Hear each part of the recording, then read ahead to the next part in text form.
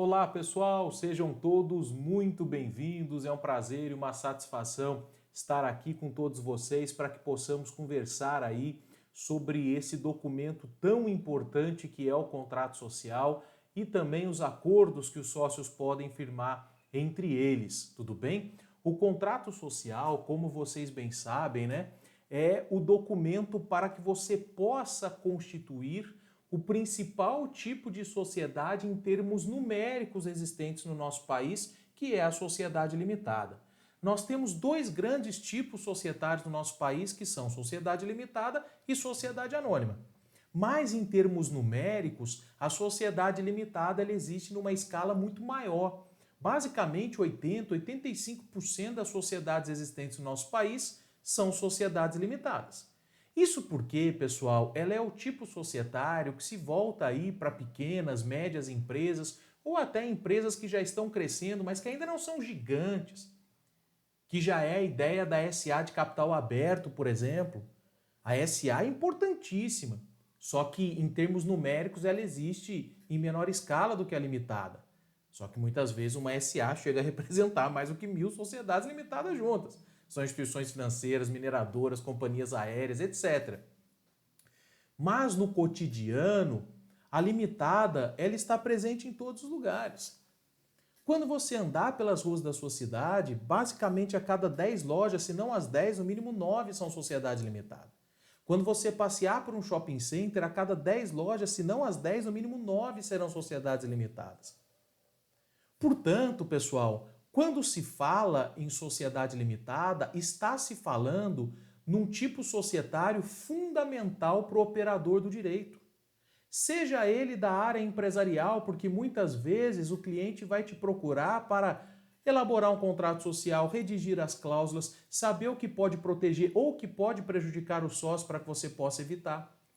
E dependendo do que você coloca, deixa de colocar, nós veremos que você pode ou estar protegendo ou prejudicando o seu cliente. Então, para quem atua na área empresarial é fundamental. Para quem atua na área civil, meus amigos, muitas vezes sucessões. Você tem lá uma sociedade limitada unipessoal em que o sócio falece. E aí tudo bem, vai ser feito o inventário das cotas, mas nesse ínterim, muitas vezes é informado lá que o sócio, que era o único sócio, o único administrador faleceu, e aí quem movimenta as contas? Nesse meio tempo, já parou para pensar? Será que dá para colocar uma cláusula no contrato social prevendo uma administração transitória? Porque senão você vai ter todo um procedimento a ser seguido. E nisso as contas estão paradas, os boletos da empresa estão chegando. Ela continua. A sociedade limitada ela é importantíssima para quem advoga na área trabalhista, porque na grande maioria das vezes, seja você atuando em favor do reclamante, você vai estar litigando muito provavelmente contra uma sociedade limitada. Ou se você está atuando em favor da reclamada, muito provavelmente a sua cliente é uma sociedade limitada e o que você pode pedir, o que você não pode pedir. Área tributária também, enfim, pessoal. Portanto, a premissa de tudo isso é o contrato social. Um contrato social bem feito, um contrato social bem redigido, ele é fundamental para os operadores do direito e para que você possa entender, pessoal. Às vezes, numa simples lavratura de escritura de compra e venda de imóvel de uma limitada, quem pode assinar essa escritura em nome da sociedade limitada? Você vai ter que pegar o contrato social. Você vai ter que analisar o contrato social. E nós vamos passar por tudo isso ao longo das nossas aulas. Tudo bem? Mais uma vez, pessoal, muito obrigado aí, né, pela sua presença, pela sua participação. Para aqueles que ainda não me conhecem, eu me chamo Surrel Júnior, eu sou advogado e professor na disciplina do Direito Empresarial há mais de 15 anos. Tenho obras aí na área, livro de Direito Empresarial, que está em sua 4ª edição, obras na área de falência e recuperação de empresas, obras com as quais já fui agraciado e fiquei muito honrado de ter algumas citações em tribunais de justiça, no Superior Tribunal de Justiça e estamos aqui, portanto, para falar sobre o contrato social, partindo da premissa básica, analisando todos os fundamentos, todas as cláusulas, o que é importante ser colocado e o que efetivamente pode, se você não colocar, prejudicar aqueles sócios dentro de uma sociedade limitada. Combinado? Nesse primeiro encontro, nessa primeira aula, quero falar com vocês de uma forma geral sobre a teoria geral dos contratos. Porque o contrato social nada mais é do que um contrato. Então, antes de mais nada, vamos revisar o que são efetivamente os contratos dentro do nosso ordenamento jurídico. Tudo bem? Vou deixar essas anotações de aulas disponíveis para você fazer o download, tá? Na sua área lá do aluno, então você vai conseguir fazer o download.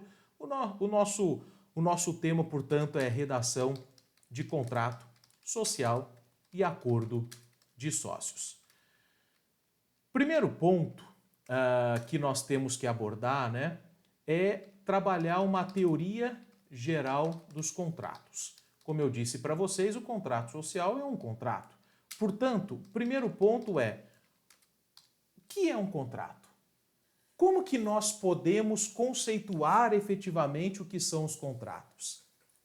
Ora, pessoal, não há um conceito previsto no nosso Código Civil em outra lei especial. Quem regula a teoria geral dos contratos é o Código Civil a partir dos artigos 421 e seguintes. Se você pega o Código Civil a partir desses dispositivos, ele vai começar a regular e disciplinar essas relações contratuais. Mas o conceito não traz. Mas a gente pode trazer um conceito doutrinário, que é inclusive um conceito que eu coloco no meu livro para facilitar o entendimento. Veja só. Nós vivemos numa sociedade em que as pessoas se relacionam umas com as outras, né? Isso porque as pessoas não conseguem sobreviver sozinhas no sentido de fabricar e extrair tudo aquilo que elas precisam para o seu dia a dia. Não é você quem tece a sua roupa, não é você quem planta a sua comida, não é você quem gera energia elétrica da sua casa, portanto, nós estamos nos relacionando um com os outros basicamente todos os dias. É aí que existe um grande ramo dentro do direito civil chamado direito das obrigações, em que você estuda que obrigação é o vínculo jurídico que liga credor e devedor, numa obrigação de dar, fazer ou não fazer. E aí, se as obrigações são descumpridas, você tem a responsabilidade civil, enfim. Só que as obrigações, elas precisam estar exteriorizadas por meio de algum documento, tudo bem? Seja esse documento físico mesmo, ou muitas vezes a gente vai ver que os contratos eles podem inclusive serem celebrados de forma verbal, que não é o caso do contrato social. Portanto, pessoal, quando a gente fala em contrato, nós estamos falando, nada mais estamos falando do que documentos que materializam uma ou mais obrigações. Ou acordos que materializam uma ou mais obrigações. Então, por exemplo, se eu quero comprar o seu carro, essa é uma obrigação de dar. Eu tenho que dar o preço e você tem que me dar o objeto. Essa é uma obrigação de dar que estará materializada num contrato de compra e venda. Se eu quero, de repente, que você construa a minha casa, essa é uma obrigação de fazer, que estará materializada num contrato de prestação de serviço. Portanto, queridos amigos, os contratos, eles nada mais são do que acordos por meio dos quais as obrigações se exteriorizam, se materializam. E às vezes a relação contratual é que você tem todas as obrigações, dar, fazer ou não fazer. Num só contrato você pode ter todas essas obrigações. Portanto, contratos são acordos por meio dos quais, tudo bem, as obrigações se exteriorizam, ou seja, as obrigações se materializam. Isso são os contratos, são acordos por meio dos quais as obrigações se exteriorizam. Todo contrato é composto por obrigações. Não há vínculo contratual sem vínculo obrigacional. Tá? Não faz sentido você se vincular a um contrato sem estar vinculado a uma obrigação. Portanto, pessoal, chegando basicamente no nosso ponto, né? Quando a gente fala o contrato social nada mais é do que um documento por meio do qual os sócios objetivam a constituição de uma sociedade, em especial a limitada. tudo bem? De uma sociedade contratual, porque pode ser outro tipo societário previsto no Código Civil, como nome coletivo, comandita simples, só que são sociedades que não existem tecnicamente na prática, né? O que existe da contratual é limitada. A anônima não, porque a anônima é estatutária. O documento para a constituição da sociedade anônima é um estatuto social e não propriamente um contrato social. Portanto, o contrato social nada mais é do que um contrato por meio do qual os sócios objetivam a constituição de uma sociedade contratual em especial limitada. Tudo bem? Portanto, a compra e venda é um contrato por meio do qual o objetivo das partes é uma obrigação de dar, entregar alguma coisa. Contrato social é um contrato, um documento cujo objetivo é a constituição de uma sociedade. Se eu quero montar a sociedade contigo, a gente vai elaborar um contrato social. Sendo o contrato social, queridos amigos, um contrato, ele deve obediência aos princípios contratuais. E aqui já começa a chegar uma parte fundamental que, se inobservada, isso pode gerar conflitos entre os sócios, como nós veremos. Vejam só, quando a gente fala em princípio, estudar princípio no direito é premissa básica de qualquer instituto. Por quê? Eu chego a dizer que estudar princípio é mais importante do que estudar a lei. Porque o próprio nome já diz, princípio é a origem, é a base. É o início, tudo bem? É o alicerce sobre o qual toda a legislação e todo o demais arcabouço jurídico tem que ser construído. Se o princípio ele vai num sentido, a lei não pode ser antiprincipiológica. Então o princípio é a base. Se você entende o princípio, você vai entender efetivamente todos os institutos jurídicos que decorrem dele. Você vai entender por que o Código Civil traz artigos específicos sobre determinada matéria, por que a lei prevê determinados artigos sobre determinada matéria, porque isso vai estar ancorado no princípio. Lei não pode ser antiprincipiológica e nenhum arcabouço jurídico. Portanto, estudar princípio é tarefa fundamental.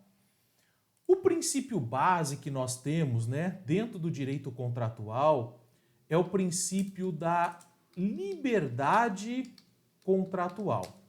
Ou seja, é o princípio que diz que as pessoas, como regra, são livres para contratarem sobre aquilo que elas quiserem, efetivamente pactuando o acordo de vontade entre as partes. Só que preste atenção num detalhe, queridos amigos. Esse princípio da liberdade contratual, ele decorre lá do direito francês do início do século XIX, 1805, 1808, com o Código Napoleônico. Por quê? A França, ela passou por uma revolução, que foi a Revolução Francesa, que basicamente, pessoal, foi a classe burguesa se revoltando ali, pelas altas cargas tributárias, tanto que os ideais da Revolução Francesa foram liberdade, igualdade e fraternidade. E aí, com a ascensão da classe econômica na França, enfim, após a Revolução Francesa, cresce o anseio de que a França crie legislações para resguardar a liberdade individual das partes e para que as partes fossem livres. É aí que o Código Napoleônico do início do século XIX, ele que traz aí a liberdade contratual como uma premissa. Só que a liberdade contratual naquela época basicamente era irrestrita. Nesse anseio de querer dar liberdade para as pessoas, basicamente é contrate o que você quiser, com quem você quiser, a hora que você quiser. Só que ao longo dos anos foi se percebendo que também você ter uma liberdade contratual irrestrita, isso pode ferir direito de terceiros, pode ferir hipossuficientes econômica e juridicamente. Então, pera lá. Existe a liberdade contratual, mas ela tem que ter balizas. Ela não pode ferir preceitos de ordem pública, de dignidade da pessoa humana e etc. É por isso, pessoal, que atualmente a nossa liberdade contratual não é irrestrita.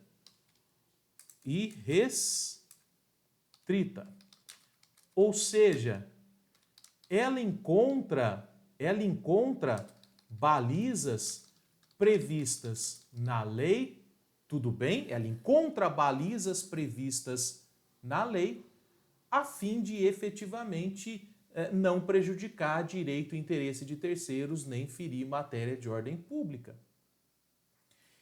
Isso vem previsto, pessoal, no próprio Código Civil, no primeiro artigo do Código Civil, que fala sobre a teoria geral dos contratos. Se você pega o artigo 421 do nosso Código Civil, quando ele fala da teoria geral dos contratos, ele já começa assim, ó, a liberdade contratual será exercida dentro dos limites da função social do contrato. Ou seja, já indicando, não é restrita. Não faz sentido efetivamente as pessoas poderem contratar de forma irrestrita ferindo direito de terceiros. Surreal, e onde estão essas restrições? Essas restrições, pessoal, estão em leis especiais e dentro do próprio Código Civil. Vou dar alguns exemplos aqui para vocês que não dizem respeito ao contrato social, mas como eu estou falando, a gente está abordando uma teoria geral dos contratos. Por exemplo, se você pega o Código Civil, a compra e venda de ascendente para descendente, até pode acontecer, mas precisa da anuência dos demais descendentes e do cônjuge, exceto nesse caso, se casados pela separação obrigatória. Então, uma restrição à liberdade contratual. Se eu quiser comprar a casa da minha mãe, eu até posso, mas eu preciso da anuência dos demais herdeiros. E se ela tiver um cônjuge que não seja casado na separação obrigatória também. Doação, por exemplo, se você ter herdeiros necessários, você não pode doar mais da metade do seu patrimônio. Mesmo que você não tenha herdeiros necessários, você não pode fazer a doação universal, porque ela é inoficiosa. Restrições à liberdade contratual. Então, durante todo... Porque isso entende-se que poderia estar ferindo direito de terceiros. Portanto, durante todo o caminho, você vai encontrar restrições. E as restrições são ainda maiores, pessoal, naqueles contratos em que a lei presume que há um hipossuficiente jurídico e economicamente. Por exemplo, contratos na relação de consumo e na relação do trabalho. Por exemplo, se eu sou seletista de uma empresa, mesmo que eu queira vender os 30 dias das minhas férias, eu não posso. Se é um contrato do direito do consumidor, por exemplo, e foi comprado um produto ou tomado um serviço pela internet, há garantia legal do CDC de arrependimento de 7 dias. Então, mesmo que as partes coloquem lá no contrato, o Surreal abre mão da cláusula de arrependimento de 7 dias do CDC, sendo uma compra e venda pela internet, não é válido.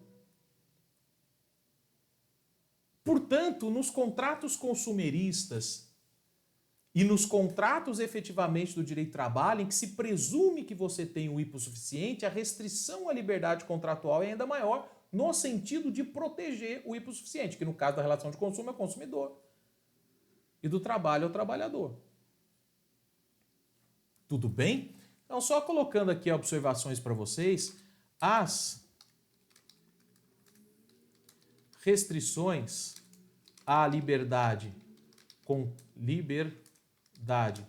contratual são ainda maiores nos contratos em que se tem hipossuficiente. Por exemplo, contratos trabalhistas e consumeristas. O contrato social não é nem um contrato trabalhista, nem um contrato consumerista. O contrato social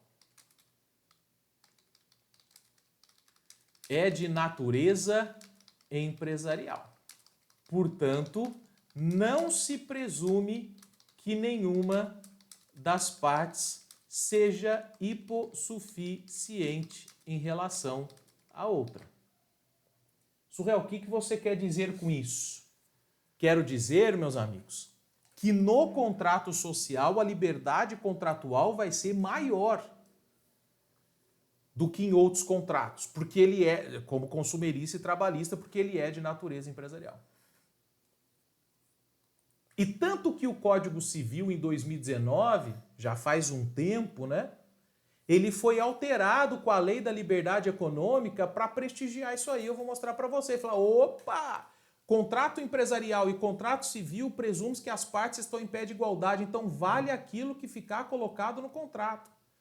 sendo a revisionabilidade das cláusulas medida de exceção. Lógico, desde que aquilo não fira matéria de ordem pública, meus amigos. Mas não vai ter muitas restrições, como, por exemplo, no direito do consumidor. Não terá muitas restrições, como, por exemplo, no direito do trabalho, em que se o trabalhador quiser vender todas as férias, ele não pode, etc. Vamos para o intervalo e a gente vê isso logo na sequência. Um grande abraço e até lá.